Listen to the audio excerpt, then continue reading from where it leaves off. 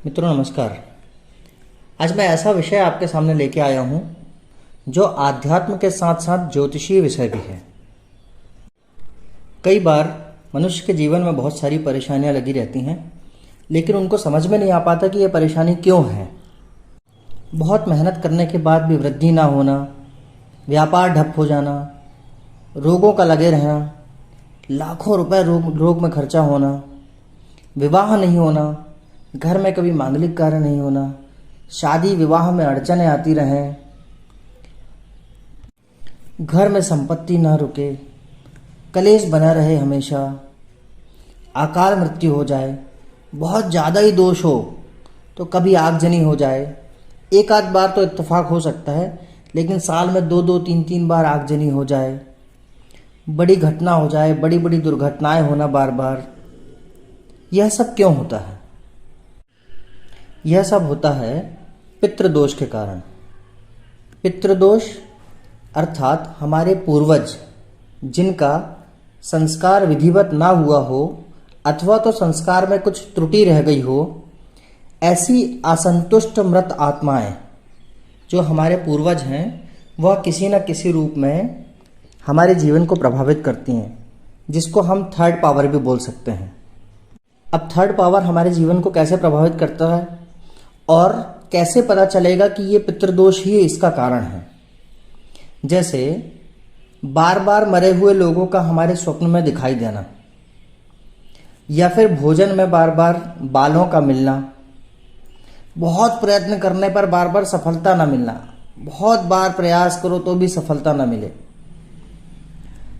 छोटे छोटे काम अटकना। जैसे थर्ड पावर कैसे काम करती है? आप समय पर घर से निकलने के बाद बहुत समय होने के बावजूद भी आप समय पर अपने स्थान में ना पहुंच पा रहे हो, अनायास बिना कारण आपकी गाड़ी खराब हो जाए, इस प्रकार की कुछ चीजें हैं जो आपको अकारण ही आपका काम रुक जाए, यह सब पितृदोष के लक्षण हैं। अब ज्योतिष के संबंध में बात की जाए तो आपकी कुंडली में नवम भाव में सूर्य और राहु हो, पंचम भाव में, अष्टम भाव में हो या लग्न में हो, तो यह पितृदोष बनाता है। अब पितृदोष में पंचम भाव में है तो आपकी संतान को, बुद्धि को प्रभावित करेगा, अष्टम में हो तो स्वास्थ्य को प्रभावित करेगा, दुर्घटनाएं कराएगा, लग्न में हो तो सब सत्यानाश ही कर देगा, मतलब आपकी पर्सनल लाइफ तो पूरी डिस्टर्ब ही कर देगा। नवम में हो तो आपके भाग्य को खराब करेगा। सूर्य पिता का कारक है और चंद्रमा माता का कारक है, तो पिता के साथ यदि राहु बैठ जाए, सूर्य के साथ यदि राहु बैठ जाए तो भी पितृदोष है, और चंद्रमा के साथ भी पितृदोष होगा, क्योंकि माता भी तो पितरों में ही आएगी, तो उसके साथ भी होगा तो पितृदोष माना जाएगा। अब पितृदोष यदि एक व्यक्ति की कुंडली में है तो वो प्रभावित करेगा पूरे परिवार को ही। कई बार ऐसा देखा गया कि एक भाई फल फूल रहा है और एक भाई गरीब है बेचारा, तो ऐसा नहीं है कि पितृदोष उसे नहीं है, समस्याएं उसके जीवन में भी आएगी और दिक्कतों का सामना उसे भी करना पड़ेगा।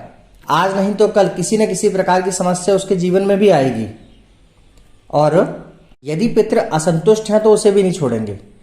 बस सबको अलग अलग अपने भाग्य के हिसाब से भोगना पड़ता है। यह हो सकता है कि उसके पूर्व जन्म के कर्म अच्छे हैं तो वो उसका भाग्य एक अलग लेके आया है, वो तो अपना, लेकिन थर्ड पावर तो उसको इन्फ्लुएंस करेगा, कहीं ना कहीं जरूर करेगा। अब ये बात और है कि किसी व्यक्ति ने अच्छे कर्म करके आया है और कोई व्यक्ति जघन्य अपराध करके आया है। कई बार पितृदोष ऐसे भी बनता है कि गर्भ में आए हुए बच्चों की जो हत्या कर देते हैं, उनके कारण भी पितृ सताते हैं, क्योंकि आपके पितृ ही आपके परिवारजनों के गर्भ में आते हैं। तो पितृदोष में यदि आप कोई रत्न पहनेंगे या ये टोटका करेंगे तो ये काम नहीं आएगा। पितृदोष में का उपाय जो है वो आध्यात्मिक उपाय ही आपको काम आएगा, शास्त्रोक्त विधि से आपको करना पड़ेगा तो ही आएगा। पितृदोष यदि है और आप इसका उपाय नहीं करते हैं तो ये पीढ़ी दर पीढ़ी बढ़ता ही जाएगा। आपको परेशान करेगा, फिर आपके बच्चों को परेशान करेंगे। और उनके कभी कभी तो ऐसा देखा गया है कि घर में उनको जल देने वाला व्यक्ति भी नहीं बचता। और पितृदोष का सबसे बड़ा जो देखा गया है, जो हमारे अनुभव में आया है, कि संतान सुख में कमी करता है।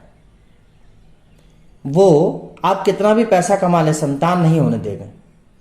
पितरों की कृपा से लोगों का परिवार बढ़ता है, लेकिन संतान में बहुत तकलीफ आएगी, संतान नहीं होने देते पितर। इसीलिए यदि पितृदोष है, ये सब आपको समस्याएं दिख रही हैं जीवन में, तो पितृदोष की शांति की जाए। आइए अब जानते हैं कि शास्त्रोक्त विधि से इसका क्या उपाय होना चाहिए। हमारे शास्त्रों में पितृदोष के जो उपाय बताए गए हैं, उनके लिए नारायण बलि प्रयोग बताया गया है, त्रिपिंडी श्राद्ध बताया गया है और वन देवी अनुष्ठान बताया गया है। सभी का अपना अपना अनुभव है।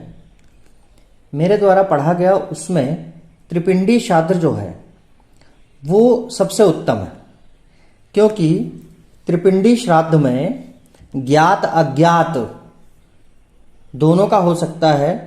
दादा दादी, नाना नानी, मतलब जो व्यक्ति आपको पता है कि कौन थे, कब खत्म हुए थे, किसके बारे में पता है, नहीं पता है, उनका अच्छे से कर्म हुआ था, संस्कार ठीक से हुआ था कि नहीं हुआ था, उन सब के बारे में आप पितरों का नाम लेके एक साथ कर सकते हैं और उसका फल आपको बहुत अच्छा मिलेगा।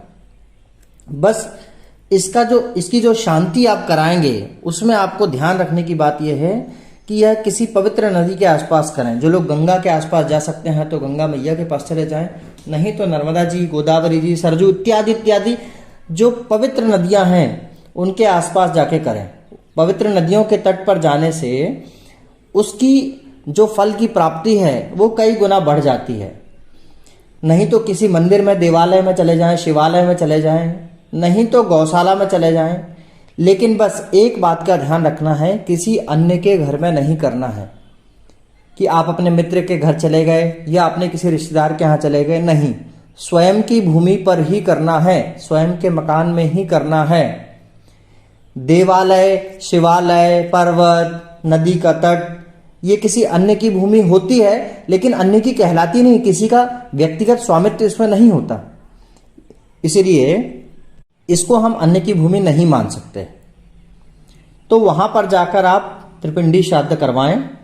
निश्चित रूप से पितृदोष की शांति होगी और आपके जितने भी रुके हुए काम है, संतान की प्राप्ति होगी, व्यापार में वृद्धि होगी, आपकी जो रुके हुए काम है वो होंगे, आपकी उन्नति होगी, रोगों से आपको शांति मिलेगी। यदि मांगलिक कार्य घर में नहीं हो रहे हैं, विवाह नहीं हो पा रहा है, तो वो काम आपका बनेगा, कलेश नहीं होगा, धन संपत्ति रुकने लगेगी, जो अनाप शनाप पैसा खर्चा हो रहा था वो नहीं होगा। अच्छा, जो लोग कहते हैं कि भाई हम त्रिपिंडी श्राद्ध भी नहीं करा सकते, तो फिर आप श्राद्ध के दिवसों में, यदि आपको तिथि पता है तो तिथि में, नहीं तो पितृमोक्ष अमावस्या के दिन ब्राह्मण को भोजन कराएं। आप जितने करा सकते हैं, 11, 21, 5, 3, 1, जो भी आप करा सकते हैं, ब्राह्मणों को भोज करवाएं। कथा करा सकते हैं तो बहुत उत्तम बात है। श्रीमद् भागवत की कथा का आप आयोजन करें, उससे पितरों को मुक्ति मिलती है, जो भी प्रेत योनि में रहेंगे, क्योंकि जिनका विधिवत संस्कार नहीं होता वो प्रेत योनि में ही होते हैं, और प्रेत योनि में रहते हैं तभी आपको परेशान करते हैं। और हमने गोकर्ण की कथा सुनी ही है, तो श्रीमद् भागवत का 7 दिन की कथा सुनने से बड़े बड़े प्रेत अपनी योनियों से मुक्त हो जाते हैं। तो ऐसी अतुलनीय कथा है श्रीमद् भागवत।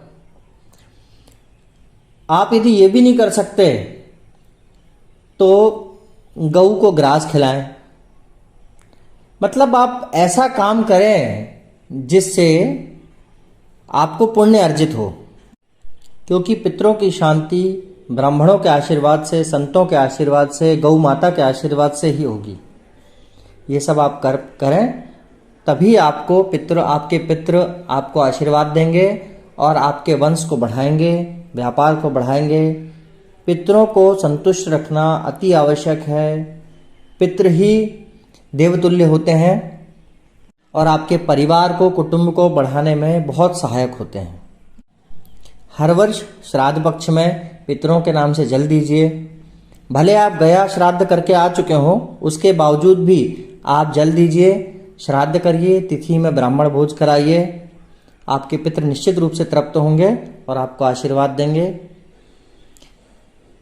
अपेक्षा करता हूँ आज की जानकारी आपको पसंद आई होगी। यदि इसके बावजूद भी आपको कुछ कन्फ्यूज़न है तो आप कमेंट करके पूछ सकते हैं, उसका उत्तर मैं ज़रूर दूंगा। जय सिया राम मित्रों। यदि आप चैनल पर नए हैं तो चैनल को सब्सक्राइब कर लीजिए। यदि वीडियो अच्छा लगा तो वीडियो को लाइक कर दीजिए।